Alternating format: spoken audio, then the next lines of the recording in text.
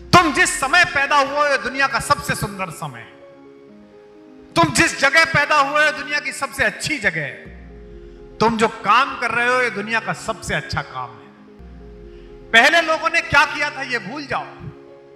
मेरे से भी लोग कहते थे, मैं जब आया कवि सम्मेलनों में आज से 30 साल पहले, तो मेरी एक दोस्त थी, कवित्री थी, कविता पढ़ती थी ग्वालियर की। तो मैं गीत भी सुनाता था और हंसाता भी था लोगों को। तो एक जगह है मैयर, जहां सरस्वती देवी का मंदिर है मध्य प्रदेश में। वहां के कवि सम्मेलन में हम लोग थे और मैयर की मां के सीढ़ियां चढ़ रहे थे दर्शन करने के लिए। तो वो लड़की मुझसे बोली कि कुमार, तू कंफ्यूज आदमी है। मैंने कहा कैसे? बोले तू तय नहीं कर पा रहा है कि तुझे क्या बनना है। उस समय कवि सम्मेलनों के 2 सुपरस्टार पोइट थे, जो सबसे बड़े स्टार थे। मैंने कहा मैं तेरी बात नहीं समझा। बोली तू तय तो कर कि तुझे सुरेंद्र शर्मा बनना है कि गोपाल दास नीरज बनना है। मैंने कहा ये तो दोनों बन गए, सुरेंद्र शर्मा बन गया, गोपाल दास नीरज बन गए, तो बन गए। बोले तुझे क्या बनना है? मैंने कहा मुझे कुमार विश्वास बनना है।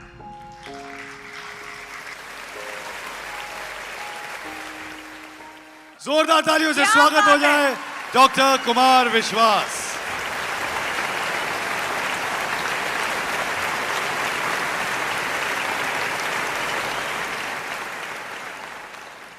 आज इस हॉल में आप देश के सबसे महत्वपूर्ण शहरों में से एक है गुड़गांव, और उसके सबसे खूबसूरत क्षेत्रों में से ये है जहां आप बैठे हो।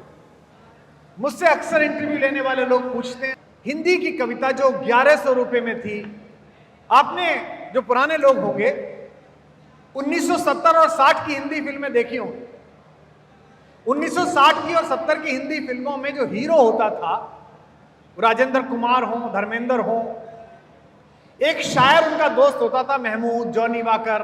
वो गरीब आदमी होता था और उसका एक ही काम होता था कि वो सबको शायरी सुनाना चाहता था और कोई उसकी शायरी सुनना नहीं चाहता था। जब मैंने सन 2000 में ये काम शुरू किया कि मुझे सार्वजनिक रूप से कविताएं सुनानी हैं, तो मैंने उस दिन तय किया कि अब शायर चप्पल में नहीं घूमेगा, अब शायर तांगे में नहीं चलेगा, रिक्शे में नहीं चलेगा, अब शायर मर्सिडीज एस क्लास में चलेगा, चार्टर में चलेगा। और अगर लोगों का दूसरे का गाया हुआ दर्द बिक सकता है, तो मेरी जी हुई आत्मा का दर्द महंगा बेचा जाएगा। ये मैंने तय किया होगा। तात्पर्य यह है कि अगर आप तय कर लें कि आपको अपने आप को कैसे प्लेस करना है। मकान तो सब बना रहे हैं, फ्लैट तो सब बना रहे हैं, अलग अलग समूह के कई बिल्डर तो ये सामने बैठे हैं, लेकिन आप अपने प्रोडक्ट के बारे में तय कर लें, बनाने वाले आप और बेचने वाले जो पीछे बैठे हैं, कि हमारे बीच का सामंजस्य क्या है। और एक बात और ध्यान रखना, ये जो आगे बैठे हैं सोफे वाले, इनको ये बात पता चलेगी, आप लोग भगवान करे जल्दी जान जाओ, इस देश में 1 करोड़ रुपए महीने कमाना बहुत मुश्किल काम है। घुटने लग जाते हैं साहब। मैं गुजरा हूं इससे, इसलिए मुझे पता है, आप सब तो गुजरे हैं ही। बहुत मुश्किल काम है। 1 लाख रुपए कमाना, 2 लाख रुपए कमाना, 5 लाख रुपए कमाना ज्यादा मुश्किल काम नहीं है। 1 करोड़ रुपए कमाना और नियमित रूप से कमाना मुश्किल काम है। लेकिन जब 15-20 करोड़ रुपए साल कमाने लगो, उससे 300 करोड़ के बिजनेस करना कोई कठिन काम नहीं है। 2 अच्छे चार्टर्ड अकाउंटेंट रखो, 1 अच्छा एमबीए मैनेजर रखो, 2 साल के अंदर आप 300 करोड़ के टर्नओवर के आदमी हो जाते हैं। क्या काम चल रहा है साहब? इस साल कंपनी का टर्नओवर कितना रहा? 300 करोड़, 400 करोड़, उसमें अपने 10 करोड़ ही हैं, बाकी सब ऐसे ही चल रहा है। अब उस 300 करोड़ के बाद आदमी की जद्दोजहद शुरू होती है। कभी पैर, कभी चादर, कभी चादर, कभी पैर। प्रोजेक्ट जब आता है, जमीनें ली जाती हैं, इन्वेस्टमेंट होता है, तो चादर छोटी लगती है। प्रोजेक्ट जब बिकना शुरू हो जाता है तो चादर बड़ी लगती है। ऐसा लगता है कि अब तो मैं अमेरिका में काट दूं प्लॉट, यहां तो क्या रख रहा है भाई। इसी कश्मकश में 40-45 होने के बाद एक दिन शाम के खाने पे यहां थोड़ा दर्द होता है। शुरू में लगता है कि गैस हो गई, फिर दोस्त कहता है कि दिखा लो डॉक्टर को। तो डॉक्टर बताते हैं कि 2-3 नाली में कचरा जमा हो गया है। अब तेल छोड़ना पड़ेगा, चिंता छोड़नी पड़ेगी, स्ट्रेस छोड़ना पड़ेगा। यहां 50 आते आते जीवन में धर्म उतरना प्रारंभ होता है। फिर आप बच्चों से कहना शुरू करते हैं, बेटा हमने तो कर लिया, अब तो तुम लोग देखो आगे क्या हो सकता है। ये जो थकान है, सोच की थकान है, ये एक ही काम से दूर हो सकती है। उसे आज जीवन में उतार लोगे तो मैं दावा करता हूं कि आप थकान में नहीं आओगे। क्योंकि मैं इस हॉल में खड़ा होकर इसलिए कह रहा हूं कि मैं पिछले 35 साल से काम कर रहा हूं। 17 वर्ष की आयु में मैंने पहला कवि सम्मेलन पढ़ा था। आज मैं 54वें वर्ष में काम कर रहा हूं। खड़े होते समय उतनी ही एनर्जी रहती है जितनी आज से 34 साल पहले पहले कवि सम्मेलन में थी, आज भी उतनी है। और कोई नुकसान होने पर उदासी नहीं होती। मेरे 6, 7, 8 साल का कितना नुकसान हुआ है तुमसे बेहतर तो कोई जानता नहीं। लेकिन मेरा चेहरा देख लो और जो उस मलाई का फायदा चाट गए उनका चेहरा देख लो। मेरी प्रसन्नता देख लो और उनके दुख देख लो। मेरे सोशल मीडिया के नीचे तारीफें और आशीर्वाद देख लो और उनके सोशल मीडिया के नीचे गाली देख लो।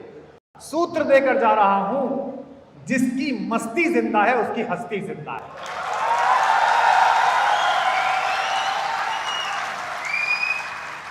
काम को करना तो आनंद की तरह करना।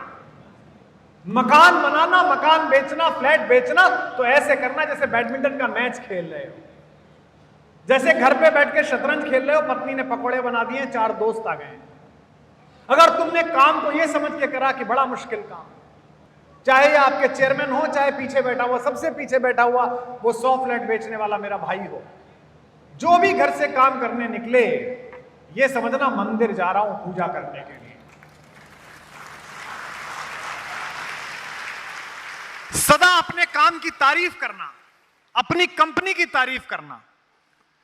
अगर ये कहते रहे कि बड़ा मुश्किल है, बहुत खराब माहौल है, रिसेशन आ गया, अब तो बिक ही नहीं रहा, प्रॉब्लम हो गई है, ये हो गया है, तो ये दुख तुम्हारे जीवन में परिणाम दुख ही लाएगा। और अगर किसी ने भी रात को उठा के भी पूछा कि काम कैसा चल रहा है, अरे बड़ी लक्ष्मी की कृपा है, माता की बड़ी कृपा है, रस बरस रहा है, 5 प्लॉट बेच दिए, 6 और बेचूंगा, बहुत शानदार हो जाएगा, आगे चलने वाला हूं, यही सुख तुम्हारे जीवन में सुख बनकर उतर जाएगा। मुझे लोग मिलते हैं दुखी, मैं उनसे कहता हूं कि क्यों दुखी हो? मेरे काम को लेके मुझसे ज्यादा दुनिया दुखी है। एयरपोर्ट पे जाता हूं तो सीआईएसएफ वाला मुझसे कहता है, भाई साहब बड़ा बुरा हुआ, पार्लियामेंट में दिखने चाहिए थे आप। मैंने कहा जो दिख रहे हैं उन्होंने क्या कर लिया? हरियाणा का एक लड़का स्कूल में पढ़ता था, 4th क्लास में, एक दिन छुट्टी मार दी, अगले दिन गया तो अध्यापक ने कहा, तू कल क्यों नहीं आया था? बोले गुरुजी कल मन नहीं था। अरे बोले कल भी आना चाहिए था। बोले हाँ गुरुजी नहीं आ पाया था। अरे बोले तुझे कल आना चाहिए था। लड़के को आया गुस्सा, बोले जो कल आए थे उन्हें कौन कलेक्टर बना लिया था ना? अरे आज पढ़ लूंगा। इतने दुखी लोग हैं। अब मैं कहता हूं जो चला गया, जो नहीं मिला, जिसकी संभावनाएं थी, जो हो सकता था, उसे गिनने के बजाय मैं गिनूं कि मुझे मिला क्या। पता नहीं लोग दुखी क्यों हैं। तुम जिस समय पैदा हुए हो दुनिया का सबसे सुंदर समय, तुम जिस जगह पैदा हुए हो दुनिया की सबसे अच्छी जगह है, तुम जो काम कर रहे हो ये दुनिया का सबसे अच्छा काम है। पहले लोगों ने क्या किया था ये भूल जाओ। मेरे से भी लोग कहते थे, मैं जब आया कवि सम्मेलनों में आज से 30 साल पहले, तो मेरी एक दोस्त थी, कवित्री थी, कविता पढ़ती थी ग्वालियर की, तो मैं गीत भी सुनाता था और हंसाता भी था लोगों को।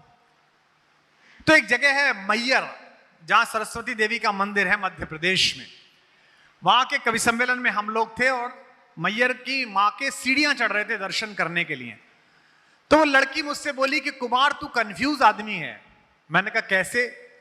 बोले तू तय नहीं कर पा रहा है कि तुझे क्या बनना है। उस समय कवि सम्मेलनों के 2 सुपरस्टार पोइट थे जो सबसे बड़े स्टार थे। मैंने कहा मैं तेरी बात नहीं समझा। बोली तू तय तो कर कि तुझे सुरेंद्र शर्मा बनना है कि गोपाल दास नीरज बनना है।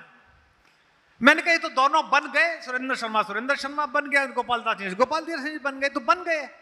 बोले तुझे क्या बनना है? मैंने कहा मुझे कुमार विश्वास बनना है। आज तो आपने ताली बजाई, लेकिन उसने मुझसे यह पूछा था ये क्या होता है कुमार विश्वास? एक ब्रांड तो तय करना पड़ेगा। आज वो मिलती है तो मुझसे कहती है कि हिंदुस्तान का हर कवि लगभग कुमार विश्वास बनने की कोशिश करता है, और जो भी कवि मुझसे पूछता है कि मैं आप जैसा बनना चाहता हूं, मैं उससे कहता हूं मेरे जैसा मत बन, मैं बन चुका, तू अपने जैसा बन, जो तू है। तो जितने लोग इस हॉल में बैठे हैं वो सब मॉडल हैं आने वाले कल के लिए, अगर खुद पर काम करना शुरू कर दें। जिन्होंने दुनिया में बड़ा काम करा है उनमें क्या सुरखाब के पर लगे हैं, उन्होंने क्या महत्वपूर्ण काम करा है। इस देश में जितने सबसे बड़े लोग हुए हैं पिछले कुछ समय में, उनकी जीवन जाके देखिए। मेरा सौभाग्य है कि मैं उनमें से कुछ लोगों के साथ मैंने जीवन का कुछ पल बिताया है। तुमसे और हमसे अतिरिक्त सामान्य पृष्ठभूमि में पैदा हुए, पर हरियाणा में बैठे हुए सारे लोगों, इस ग्रुप में बैठे हुए लोगों, मैं तुमसे यह कहने आया हूं, तुम सबके अंदर एक बजरंगबली है, एक हनुमान है। मैं जामवंत हूं जो उसे पहचान दिलाने आया हूं, तुम्हें याद दिलाने आया हूं। मैं जब भी कोई नया काम शुरू करता हूं, मेरे पिताजी मेरी पत्नी से पूछते हैं कि अब क्या परेशानी है इसे। मेरे पिताजी को मुझ पर सदा शंका रहती है कि यार ये पता नहीं क्या करेगा। मैंने अभी पिछले दिनों, कोरोना के दिनों में जो जो काम किया आपने देखा होगा, 2500 जगहों पर कोविड सेंटर खुलवाए। उसी बीच मैंने अपने फार्म हाउस पर एक फिल्म लिख दी। तो मेरे पिताजी ने मेरी पत्नी से पूछा, इतनी पॉपुलैरिटी मिल गई है, इतनी लोकप्रियता है सब दुनिया में, और क्या चाहता है। मेरे दोस्त भी पूछते हैं कि क्या चाहता है, हिंदी के कवि को और क्या चाहिए। मैं कहता हूं कि ब्राजील के बीच पर, समुद्र तट पर, जिस दिन ब्राजीलियन लड़कियां सनबात करती हुई कोई दीवाना कहता है गा रही होंगी, उस दिन मैं मानूंगा कि मैंने आधा काम कर दिया। और आपने देखा कि तंजानिया में कुछ लोग गा रहे थे, वीडियो बड़ा वायरल हुआ। फिलीपींस में कुछ बच्चे गा रहे थे, बड़ा वायरल हुआ। यानी कि आपकी महत्वाकांक्षा की कोई सीमा नहीं होनी चाहिए।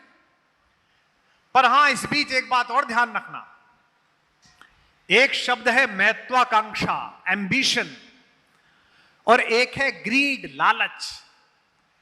महत्वाकांक्षा अनंत रखना और लालच 0 रखना। हमने उल्टा कर दिया है, हमारा लालच बढ़ गया है, महत्वाकांक्षा 0 हो गई। हमको लगता है इसी में कम जाए, इसी में हो जाए, यहीं से निकालना। नहीं, ये मत करो। आप अपनी महत्वाकांक्षा को तो आकाश पर रखना, अपने लालच को 0 रखना। क्योंकि जो आप नहीं देखते वो ईश्वर देखता है, वो भाग्य देखता है। मैं अपने जीवन में जनता की नजरों में 3 बार 3 जगहों से पराजित हुआ हूं, और 2 बार जब पराजित हुआ, 3 बार जब पराजित हुआ, तीनों बार उन पराजयों ने मुझे ज्यादा बड़ी चीजें दिलाई। इसलिए अगर कोई नुकसान हो जाए आप लोगों, कोई प्रोजेक्ट फेल हो जाए, किसी में आपकी रिकवरी कम आए, तो यह समझना कि भगवान आपको किसी बड़ी चुनौती के लिए तैयार कर रहा है। दोस्तों, चाहे आगे आपके चेयरमैन बैठे हो, चाहे पीछे आपके यहां का सामान्य कर्मचारी बैठा हो, चाहे मेरी व्यवस्था में लगे हुए साथी जो मुझे लेके आए वो बैठे हो, एक बात ध्यान रखना, कितने भी बड़े पद के हो और कितने भी बड़े ज्ञान के हो, जिस संस्थान में काम कर रहे हो उससे बड़े नहीं हो। अगर उससे बड़े बनने की कोशिश की तो संस्थान छोटा रह जाएगा और तुम समाप्त हो जाओगे। प्रधानमंत्री कल परसों बाहर से बोल के लौटे हैं, तो प्रधानमंत्री के कुछ निंदक उनकी मजाक उड़ा रहे हैं। मेरा कहना है कि देश में आप उनके खिलाफ चुनाव लड़िए, देश में आप उनके खिलाफ प्रचार करिए, खूब एक दूसरे से तू मैं करिए, वो करते ही हो, मेरे कहने से क्या रोकोगे। लेकिन जब प्रधानमंत्री बाहर जाता है तो वो किसी पार्टी का नेता नहीं होता, वो 140 करोड़ लोगों का प्रतिनिधि होता है। उसके साथ जो व्यवहार होता है वो भारत के कारण होता है। और प्रधानमंत्री को भी इस अहंकार में नहीं रहना चाहिए कि वो सोचें कि मेरे कारण ऐसा हो रहा है। ऐसा नहीं है। 140 करोड़ लोगों ने अपना विश्व भर में जाकर अपना पराक्रम सिद्ध किया, उस पराक्रम के प्रतिनिधि होने के कारण आपका सम्मान हो रहा है। क्योंकि हमारे बेटे बेटियों ने दुनिया में जाकर इतना अच्छा काम किया है कि आप भी विदेश जाते होंगे। मैं जाता हूं कुर्ता पजामा पहनकर, मैं जाता हूं धोती पहनकर लंदन की ट्यूबलर में, तो ट्यूबलर में बैठा हुआ पड़ोसी मुझसे मेरा कपड़ा देख के पूछता है, कुछ हिंदुस्तानी फोटो खिंचवाने आ जाते हैं, कुछ पाकिस्तानी आ जाते हैं, तो आश्चर्य में पूछता है from which country you are. मैं कहता हूं आई एम फ्रॉम इंडिया। तो बड़े मुस्कुरा कर कहता है Indians very good engineers, very good doctors, very good chartered accountants. इस देश के प्रतिनिधि होने के कारण आपको आदर मिल रहा है। देखो आज से 75 साल पहले हम दो भाई एक साथ आजाद हुए थे। मुझे गर्व होता है ये कहने में कि दुनिया में हम जिस देश में भी गए, चाहे वीजा लेकर गए, चाहे नागरिकता लेकर गए, कितने गौरव की बात है कि उस देश के खिलाफ होने वाले किसी काम में किसी भारतीय का नाम नहीं आता। और अगली बात दुखद है, लेकिन आप हंसोगे भी और रोगे भी। एक हमारा भाई आजाद हुआ था, दुनिया में कहीं कोई फजीता हो, कहीं कोई बम फटे, कहीं कुछ हो, बिना ढूंढे पता चल जाता कि इनके 4 आदमी थे। ये क्या है? ये अंतर है क्रिएटिव होने में और डिस्ट्रक्टिव होने में। अगर टीम में आप कमियां ढूंढने लगो, ये खराब करता है, ये इसने ऐसे कर दिया, इस पर ऐसा नहीं हुआ, कोई काम नहीं होगा। हम में से बहुत सारे लोग इस अहंकार में रहते हैं कि हम संगठन से बड़े हैं, हमें जो काम सौंपा गया है इससे भी बड़े हैं हम। 2 लोगों का मैं उदाहरण देता हूं जिनकी संगठन क्षमता ने यह बताया कि पृथ्वी पर आकर मनुष्य रूप में रहकर भी आप भगवान बन सकते हैं। पहले तो राम, उन्होंने अपने एम्प्लॉइज में, अपने साथ काम करने वाले लोगों में इतना भरोसा बोया है कि उनका हर व्यक्ति अपनी निजी महत्ता भूलकर उनके काम के लिए समर्पित हो चुका है। ये जो मैं बात बोल रहा हूं, ये सोफे पर बैठे हुए सीनियर्स के लिए बोल रहा हूं। आपकी साइट पर अभी केवल एक दरवाजा लगा है, उस दरवाजे पर गेट पर बैठने वाले 15,000 16,000 का जो गार्ड है, उसके अंदर भी आपकी कंपनी को लेकर वैसी ही मोहब्बत होनी चाहिए जैसी आपके अंदर है। और ये कहने से नहीं होगी बॉस, ये जिस दिन आप उसके कंधे पर हाथ रखकर उसका हालचाल पूछ लोगे, उस दिन वो मानेगा कि सेठ की कंपनी नहीं है, मेरी भी कंपनी है, मेरा भी काम है। अब एक टीम, भरोसा करना, जिसको जो काम सौंप दिया, सौंपने वाला उस पर भरोसा करे और करने वाला उसे ऐसा करे कि मुझे करके ही देना है। सबसे बड़े टीम बिल्डिंग का काम मैं देखता हूं, एक 15 साल का लड़का है ब्रज में, इंद्र ने बारिश कर दी, इतनी ज्यादा बारिश हो गई कि पूरा ब्रजमंडल डूबने लगा। उस 15 साल के युवक ने अपने साथ के सारे युवकों को इकट्ठा किया और ब्रजमंडल की अकेली पहाड़ी के ऊपर डिजास्टर मैनेजमेंट का एक ऐसा उदाहरण प्रस्तुत किया कि पूरा ब्रज वहां चौमासे में 5 महीने जाकर बैठ गया, पानी को उतरना पड़ा और इंद्र को हारना पड़ा। इस कहानी का मतलब क्या है? इस कहानी का मतलब है इंद्र माने राजा। अगर राजा भी अहंकार में हो और आप सामान्य लड़के भी हो, अगर एक दूसरे के साथ हाथ से हाथ बांध लिया तो दुनिया के हर एक राजा को पराजित होना पड़ेगा और आपकी विजय सुनिश्चित हो जाएगी। ये जो टीम स्पिरिट है भगवान कृष्ण की, तो अगर टीम स्पिरिट आप में रही तो आप विश्व विजेता बन जाओगे। क्रिकेट देखते हो? देखते हो भाई, क्रिकेट देखते ही हो। सौरभ गांगुली से पहले हिंदुस्तान की टीम में वर्ल्ड का नंबर 1 बैट्समैन होता था, वर्ल्ड का नंबर 1 बॉलर होता था, वर्ल्ड का नंबर 1 विकेट कीपर होता था, और हम वर्ल्ड कप में लीग में हार जाते थे क्योंकि लोग बाग अपने पर्सनल कामों के लिए खेलते थे। लोग बाग खेलते थे स्कोर कितना हो रहा है। सौरभ गांगुली पहले कप्तान आए जिन्होंने कहा कि कोई भी हो, टीम के साथ खेलना पड़ेगा। थोड़ी सी मेहनत कपिल देव जी ने भी की थी, उस समय भी कुछ लोग अपना ही खेलते थे।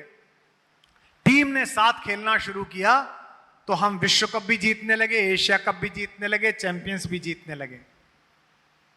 आज चाहे राजनीति हो, चाहे समाज का कोई क्षेत्र हो, बिना टीम के होगा नहीं। और यह शास्त्र कह गया है, संगे शक्ति कलयुगे।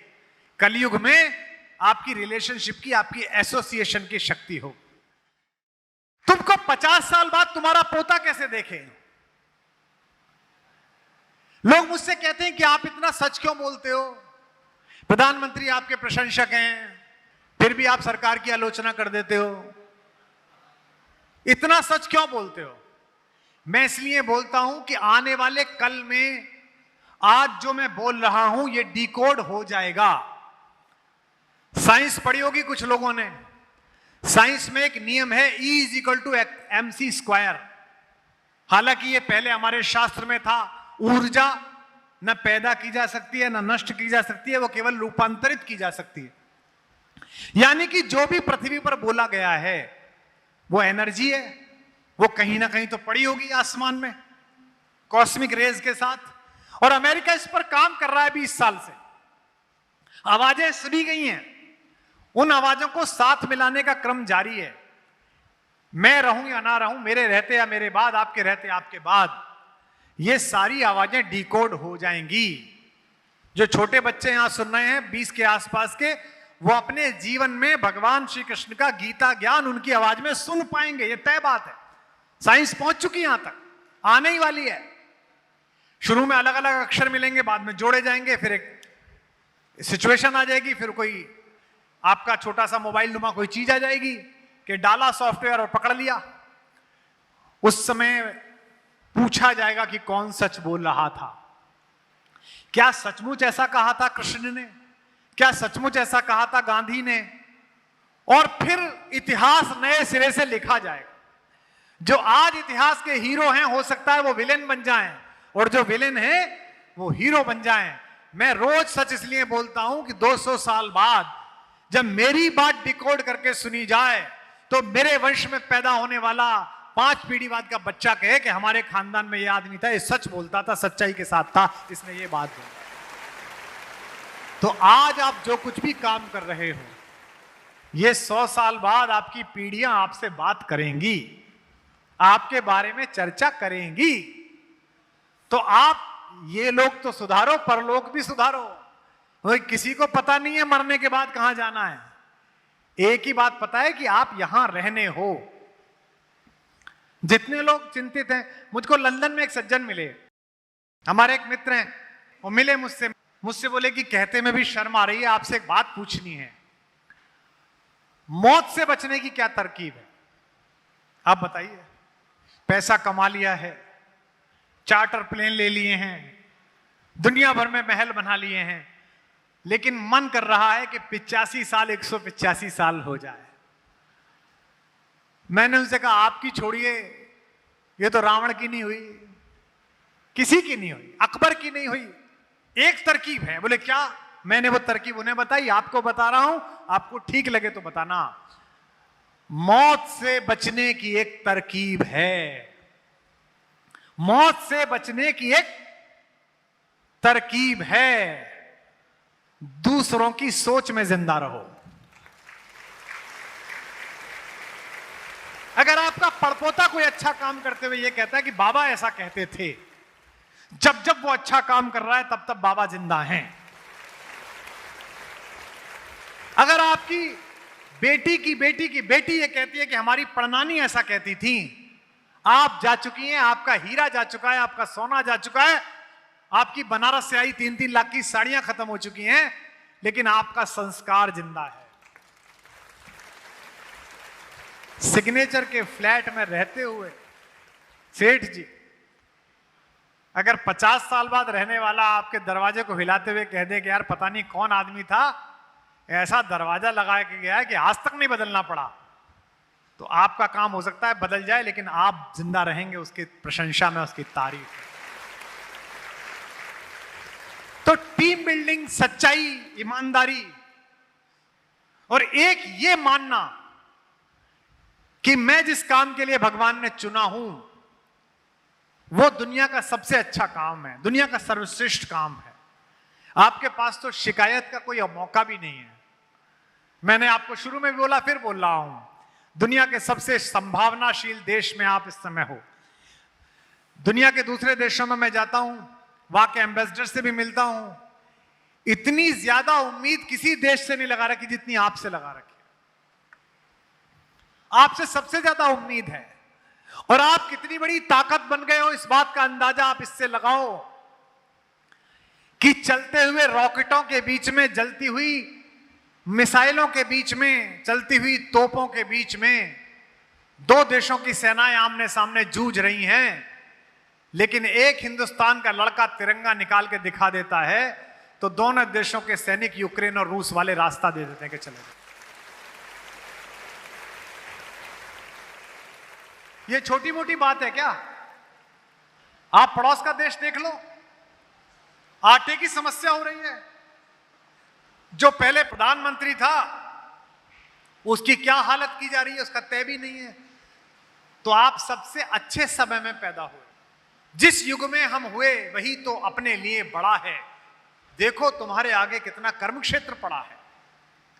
हमको ऐसा लगता है कि भारत में क्या कर लेंगे, लेकिन आप जनरेशंस देखिए। मेरे पिताजी 9 मील पैदल चल के स्कूल जाते थे, मैं शायद 1 किलोमीटर पैदल चल के स्कूल जाता था। मेरी बेटी ने कॉलोनी के उस मोड़ से गाड़ी पकड़ी तो उसे भी वो कहती है लाइफ में बड़ा स्ट्रगल था। तो स्ट्रगल के माने बदल रहे हैं। तो आप दुनिया के सर्वश्रेष्ठ जगह पे सर्वश्रेष्ठ लोगों के साथ बैठे हुए, ये आपका सौभाग्य है, ये आपकी अच्छी बात है। और इसको जानने के लिए आपको किसी MBA की जरूरत नहीं है। आपके घर में जो आपके माँ, आपकी दादी, आपके पिताजी, आपके बाबा जो रामचरितमानस पढ़ रहे हैं, जो गीता पढ़ रहे हैं, उसे ही आप पढ़ना शुरू कर दो तो आपको पता लगेगा सब कुछ यही है। अगर आप श्रम करेंगे, सच्चाई के साथ काम करेंगे, मेहनत के साथ काम करेंगे, अगर सत्य के साथ काम करेंगे, तो हो सकता है कि समय लग जाए लेकिन न्याय आपके साथ होगा। बस आपको धैर्य नहीं छोड़ना है। हम बहुत जल्दी अधीर हो जाते हैं कि अब क्या करें, अब क्या करें, अब क्या करें, तो निकल ही नहीं रहा है। आपको धैर्य नहीं छोड़ना, वो निकलेगा। अगर सफलता पानी है तो 3 बातें रखना। पहली, पेशेंस, धैर्य रखना कि समय आएगा तुम्हारा भी। दूसरी, प्रेजेंस, अपने आप को दिखाते रहना काम में, घर मत बैठना, उदास मत होना, ऑफिस में बंद मत हो जाना, डिप्रेशन में मत आ जाना। और तीसरा, परसुएंस, मैं कैसी नौकरी चाहता हूं, कैसी कंपनी चाहता हूं, ये खुद से और दुनिया से कहते रहना। ये 3 बातें, 3 P मिल गई तो सिग्नेचर की प्रोसेस कोई रोक नहीं सकता। इसीलिए मैं बार बार कहता हूं कि रामचरितमानस पढ़ो। एक अपॉर्चुनिटी छिन जाने पर रोने लगते हो आप लोग। IIT में पहले 100 में रैंकिंग नहीं आई तो कोटा में बच्ची आत्महत्या कर लेती है। बताइए, पार्षद का टिकट नहीं मिला तो जहर पी लेता है आदमी। कितना मूर्खतापूर्ण काम है ये, हमने तो करवा के देखा है। एक जरासी असफलता में आत्महत्या।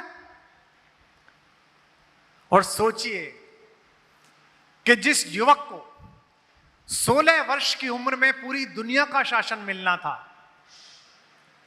शहनाई बज रही थी, पूरी अयोध्या में प्रकाश कर दिया गया था, लाइटिंग कर दी गई थी, पूरी दुनिया से अतिथि बुला दिए गए थे, राष्ट्राध्यक्ष आ गए थे, और अचानक शहनाई बंद हो गई और पिताजी ने अंधेरे कक्ष में बुलाकर कहा कि बेटा, तेरा राज्याभिषेक नहीं होगा, तुझे जंगल जाना पड़ेगा, अब ये महल और ये शासन भरत को मिलेगा। उस एक व्यक्ति ने अगर उस दिन अपने पिता का विरोध किया होता और कहा होता ऐसे कैसे चल जाएगी, ये क्या गुंडागर्दी है, हक मेरा बनता है, मैं तो कोर्ट जाऊंगा, वो कुछ भी होते, राम ना हो पाते।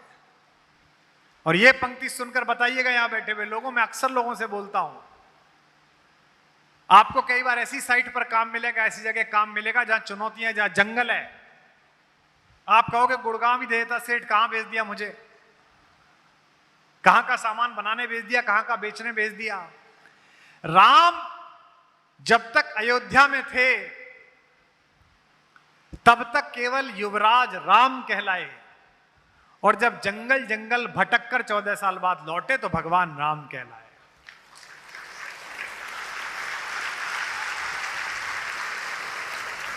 इसका मतलब यह है कि जब तक चुनौतियों के जंगल को पार कर कर वापस नहीं लौटोगे, तब तक अपने काम के भगवान बनने की संभावनाएं जीरो हैं। मैंने आपसे जब बातचीत शुरू की तो पहला वाक्य मैंने ये बोला कि मैं 35 साल से मंच पे हूं। तो भाई साहब 35 साल बोलने में तो आधा सेकंड लगा, 1 सेकंड में वाक्य खत्म हो गया। कितने साल से मंच पर हो जी? 35, खत्म। पर 35 साल 35 ही थे। सब में 365 दिन थे, सब में 365 रात थी, और सब में 365 तरीके की चुनौतियां थी। उतना ही समय लगा, उतना ही संघर्ष लगा, उतने ही आंसू लगे। जो कविताएं मैंने आंसू बरसाते हुए लिखी थी, वो मैंने मुस्कुराते हुए सुनाई और खिलखिलाते हुए उनसे पैसा और शोहरत कमाई। एक समय आता है जब आपके ऐब, आपकी गलतियां भी लोगों में आपके हीरोइक स्टेटमेंट बन जाते हैं। अमिताभ बच्चन पर बात करते हुए क्या कहते हैं? पहली 11 फिल्में फ्लॉप हो गई थी। अमिताभ जी कहते हैं मेरी पहली 11 फिल्में फ्लॉप हो गई थी। क्यों? क्योंकि 11 फिल्में फ्लॉप होने के बाद उन्होंने 12वीं फिल्म जंजीर पाने के लिए मेहनत बंद नहीं करी। अगर 11वीं फिल्म में उनके मन में आ जाता अब बेकार है, मुझसे नहीं होगा, चलो इलाहाबाद वापस, तो वो केमिस्ट थे कंपनी में, कलकत्ता की कंपनी में, आज की डेट में भी पैरासीटामोल बेच रहे होते हैं। अमिताभ बच्चन ना होते। मराठी के एक प्रोफेसर साहब का लड़का जो मराठी में एक कॉलेज में पढ़ाते थे बंबई में, वो 10वीं क्लास में फेल हो गया। क्यों? क्योंकि क्रिकेट खेलता था। और पिता ने कहा फेल कैसे हो गए बेटे? बोले जी पढ़ाई से ज्यादा क्रिकेट में ध्यान है। पिताजी ने उसको एकेडमी ज्वाइन करा दी। उस समय के सबसे अच्छे टीचर आचरेकर साहब का स्टूडेंट बना दिया। आज आप जाइएगा महाराष्ट्र, मराठी में 10वीं क्लास में एक किताब है हमारे आदर्श, मराठी भाषा में, उसमें 8वें नंबर पर उसी 10वीं फेल लड़के का फोटो छपके उसके बारे में लिखा हुआ है, नाम है सचिन रमेश तेंदुलकर।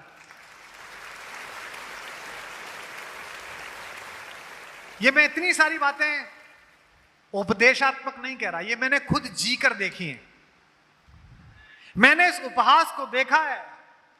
3 बार मेरा जीवन में मजाक बना कि ये फेल हो गया, और 3 बार मेरे मन में भी सवाल आया कि क्या मैं फेल हो गया, और मैंने हर बार ये सोचा कि इस असफलता में भगवान ने कोई बड़ी चुनौती और कोई बड़ी सफलता स्वीकार कर रखी है, और वो मेरा प्रतीक्षा कर रहे हैं। और जो लोग मुझे जानते हैं, जो सोशल मीडिया से जानते हैं, टीवी से जानते हैं, वो जानेंगे। पहली, इंजीनियर ना बन पाना। मैं इंजीनियर नहीं बन पाया। 117 रुपए का फॉर्म भरा था मैंने आईआईटी में, और आईआईटी में मैं 23 नंबर से सेलेक्ट नहीं हुआ। मेरे पिताजी ने कम से कम 3 बार मेरी मां के सामने कहा 117 रुपए लगा दिए। मैं फेल हुआ, नहीं हो पाया। पहली असफलता, उसने मुझे साहित्य की तरफ प्रेरित किया। दूसरी असफलता, प्रेम किया, और लगा कि ये प्रेम जो है सफल हो जाएगा। सफल मतलब उस समय मैं यही समझता था कि सफलता माने विवाह, पता नहीं था। तब भी मुझे लगा कि दुनिया लुट गई, सब खत्म हो गया। लेकिन मेरी कविताओं में जो सेंसिबिलिटी आई, जो उनमें रोमांटिक फ्लेवर आया, वो सिर्फ उस असफलता के कारण आया। 2010 से लेकर 2018 तक देश में एक आंदोलन खड़ा करने के लिए दिन रात की मेहनत करी। नौकरी छोड़ दी विश्वविद्यालय की, कहा कि देश बदल देंगे। हम तो आगे नारा लगाते चले गए देश बदल देंगे। जो पीछे 2 चल रहे थे वो खुद ही बदल गए। मुझे बहुत सारे नेता मिलते हैं जो चुपचाप कहते हैं एक दूसरे के कान में कि असफल हो गया। और आज इस हॉल में मैं आपके भविष्य की तो कह रहा हूं, अपने भविष्य की भी कह रहा हूं। अभी कहने लगे हैं, 10 साल बाद फिर कहेंगे कि भगवान की बड़ी कृपा रही कि कुमार विश्वास बाहर हो गया, देश के लिए इतना बड़ा काम कर दिया, समाज के लिए इतना बड़ा काम कर दिया। करना ही है। अगर कोई चीज असफल हो जाए, कोई प्रोजेक्ट असफल हो जाए, तुमसे कोई काम ना हो पाए, तो समझना कि पूरे मन से कोशिश नहीं हुई और भगवान ने इससे बड़े काम के लिए तुम्हें सुरक्षित रखा है। अब उसकी तैयारी करनी है। इस हॉल में बैठे हुए सारे लोगों, मुझसे वादा करो कि आज आप अपने इस स्थापना दिवस पर इकट्ठे हुए हो, आज के सही 5 साल बाद जो स्थापना दिवस होगा, जहां टर्नओवर आज खड़ा है, इसके कम से कम 50 गुना से कम हुआ तो आप अपराधी हो, और ज्यादा हुआ तो मैं विजेता हूं। हमारी विजय तब है क्योंकि एक स्थिति के बाद इस पैसे का इन्हें तो कुछ करना नहीं, तुम्हें भी नहीं करना। 10-12 सब जानते हैं। पहले लगता था कि साहब वो घड़ी विदेश से ले आओ, चप्पल विदेश से ले आओ, अब कुछ नहीं है। अब तो 10-12 करोड़ कमाओ, वही जीवन जियोगे तो 10,000 करोड़ जीने वाला जी रहा है। सोने का बिस्कुट थोड़ी खाओगे, और बल्कि जिस पे नहीं है वो ज्यादा अच्छा खा रहा है। जिस पे है उससे पूछो, आलू मत खा, चीनी मत खा, है ये मत पी, कोलेस्ट्रॉल ऊपर है कि नीचे है, शुगर हो गई कि ये हो गई। रोटी में भी सीधी रोटी नहीं खाई जा रही, इसमें चना मिला ले, सोयाबीन मिला ले, ओट मिला ले, बाजरा मिला ले, 8 तरह के अनाज पीस के खाए जा रहे हैं। इसका मतलब अपने लिए तो नहीं जी रहे हो। किसके लिए जी रहे हो? जो इस कंपनी में काम करने वाले 5,000-10,000 लोग हैं, उनके लिए जी रहे हो। अपना तो हो चुका। सोफे पर बैठे हुए लोगों, तुम्हें जो कमाना था तुमने कमा लिया, अब यहां से आगे भगवान का काम कर रहे हो। इसलिए जिस आत्मा के साथ केदारनाथ में जाके माथा झुकाते हो ना, उसी आत्मा के साथ अपने केबिन में बैठकर इस कंपनी के लिए काम करना। यही सोच के काम करना कि भगवान के काम के लिए आया हूं। यह देश सरकारों से नहीं बना, यह देश नेताओं और पार्टियों से नहीं बना, यह देश मेरे और आपके जैसे लोगों ने बनाया। इसे मैं कहता हूं एकात्म पराक्रम। हमने अकेले ने पराक्रम किया। कोई मराठी के प्रोफेसर का लड़का बल्लेबाज बन गया, कोई ओमान के पेट्रोल पंप पर पेट्रोल भरने वाला एक गुजराती आया, वो धीरूभाई अंबानी बन गया, कोई बड़नगर स्टेशन पे अपने बाप की चाय के कप पकड़ाने वाला लड़का देश का प्रधानमंत्री बन गया, कोई मठ में सुबह दोपहर शाम गोरख मंदिर में पूजा करने वाला एक योगी प्रदेश का मुख्यमंत्री बन गया, संघ की शाखा लगाने वाला एक प्रचारक आपके हरियाणा का मुख्यमंत्री बन गया, एक सामान्य अध्यापक का 5वां बच्चा कवि कुमार विश्वास बन गया। ये सब सरकारों की योजनाओं के काम नहीं थे, अकेले एक आदमी ने मेहनत की। उन्होंने नोएडा में खड़ा कर दिया, उन्होंने गुड़गांव में खड़ा कर दिया। पूरा भारत पड़ा हुआ है। देश के सारे सी कैटेगरी के शहर ए होना चाह रहे हैं। पूरा कंट्री प्रतीक्षा कर रहा है। कोई जगह छोटी बची ही नहीं है। हर शहर में नेटफ्लिक्स है, हर शहर में बड़ी गाड़ियां हैं, हर शहर में 5G पहुंच गया है, हर शहर में इनके साथ जो व्यसन होते हैं वो भी पहुंच गए हैं, और लोगों की घर में रहने की जो शौक है वो बढ़ गया है। जितना एक अच्छा मकान नोएडा में ये बैठे हैं बनाने में, जो कि मैंने बनाया इसलिए बताया, नोएडा में अच्छा मकान बनाने में जितने पैसे एक रायचंद लेता है, रायचंद जानते हो? रायचंद आर्किटेक्ट, वो रायचंद है। वो बताता है कि इधर से ऐसा होना चाहिए, इधर से ऐसा होना चाहिए। उसका अपना एक्सीलेंस है, उसकी अपनी कारीगरी है। वो एकदम सही बताता है। खुद में कभी नहीं बनाना चाहिए, उसी के काम से बनाना चाहिए। क्योंकि पहले तो आदमी ऐसे ही बना लेता था, इधर बाथरूम निकाल दे, खराब बनता था घर। जितने पैसे एक बनाने की राय देने वाला आर्किटेक्ट लेता है, उतने में आज से 10 साल पहले पूरा मकान बनता था। अगर आपको अच्छा घर बनाना है 10-20 हजार स्क्वायर फीट का, तो उसमें जितने पैसे आर्किटेक्ट आपसे लीगल ले लेता है, वेंडर से ना भी ले तो भी उतने पैसे में घर बन जाता था। यानी कि लोगों की अफोर्डेबिलिटी बढ़ गई है। लोग तेजी से लोअर मिडिल क्लास से मिडिल क्लास में आ रहे हैं, और मिडिल क्लास से अपर क्लास में आ रहे हैं, अपर से हायर अपर क्लास में जा रहे हैं, और हायर अपर क्लास में फिर लोन लेके विदेश भाग रहे हैं। ये पूरा सिस्टम है। किस संस्कार और परिवेश से हिंदुस्तान के लोग निकले थे, और इन बड़ी राजनीति में बैठे हुए लोगों ने, इन बड़े जिसे कहते हैं व्यसनी लोगों ने, लालची लोगों ने देश का मानक बदल दिया साहब। गांव में बूढ़ा मरता था, गरीब बूढ़ा 80 साल की उम्र में, बड़े बेटे को कान के पास बुला के फुसफुसाते हुए कहता था, 15 रुपए महेंद्र के भैया उसके दे दियो। बोलता था 30 रुपए बागपत वाले फूफा जी के उनके दे देना। फल वो ये चाहता था कि किसी का एक पैसा लेकर मैं मर ना जाऊं। मुझे कहते हुए इस बात पर रोमांच हो रहा है, मैं भावुक हो रहा हूं। हम इस संस्कृति से चले थे जहां मरने वाला बूढ़ा भी बुढ़िया भी कह के जाती थी, बुढ़िया कह के जाती थी बहुओं से कि लाली तेरी मौसी की जो बहू है उससे मैंने एक बार साड़ी ले ली थी, वो मेरे साथ चली आई थी, उसकी साड़ी वापस कर दियो। ये हमने संस्कार बनाया था। और आज जो जितना ज्यादा पैसा मार ले सरकार का, वो उतना ज्यादा महान, वो उतना ज्यादा अच्छा। तो ये जो वायरस है, चरित्र का वायरस, ये जो नुकसान करेगा ये कोरोना भी नहीं कर सकता। क्यों? क्योंकि कोरोना तो शरीर को ही मारता था, ये तो आत्मा को मार देता है। ये जो लालच आया है कि जो तिरंगा लेकर चले थे वो दारू की बोतल लेकर मिले, ये क्यों आया है? सोचो आप, इसमें ऐसा क्यों आया होगा? मैं तो बचपन से साथ हूं, क्योंकि बचपन में इनको ईमानदार बनाने में, इनकी परवरिश में कोई कमी रह गई होगी।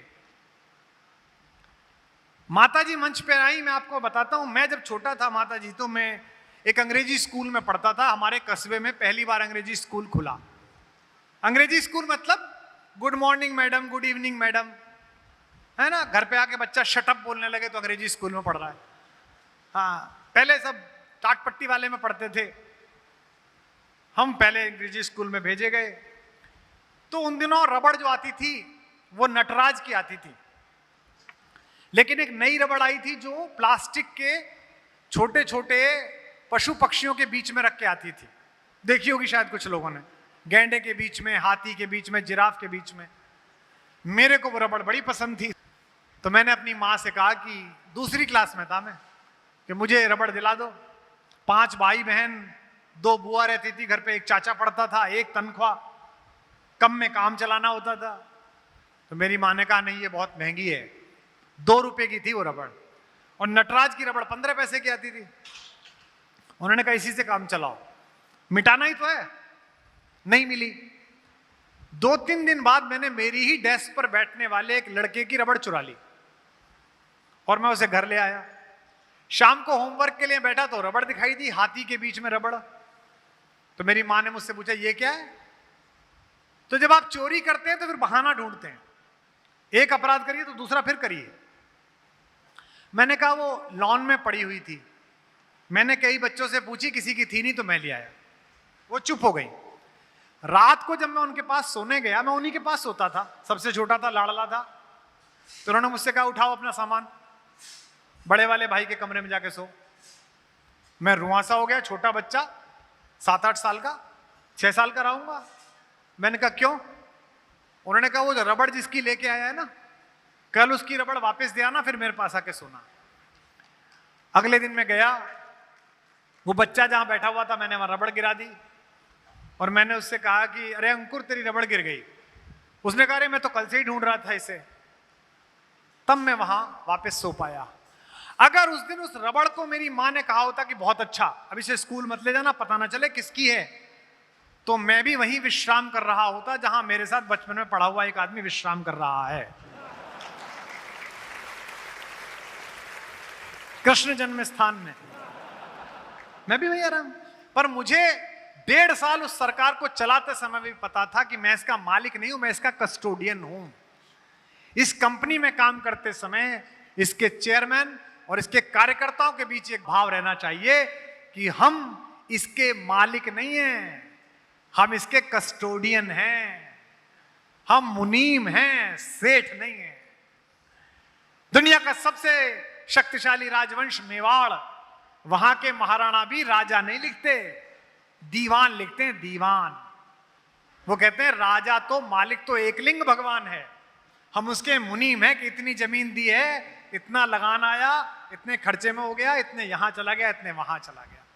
तो यहां बैठे हुए लोगों, पिछले 1.5-पौने-2 घंटे में मैंने जो बात बताई, उनका हल केवल तभी निकल सकता है जब आने वाले कल में इस देश का जो नया सपना, इस देश की सरकार, प्रधानमंत्री, पूरे देश के सारी पार्टियों के लोग, सिद्धहस्त लोग, धार्मिक लोग, सामाजिक लोग देख रहे हैं, उस सपने में अगर थोड़े से ख्वाब आपने भी जोड़ दिए, तभी आप हिंदुस्तानी कहना के लायक हो जाओगे, भारतवासी कहलाने के लायक।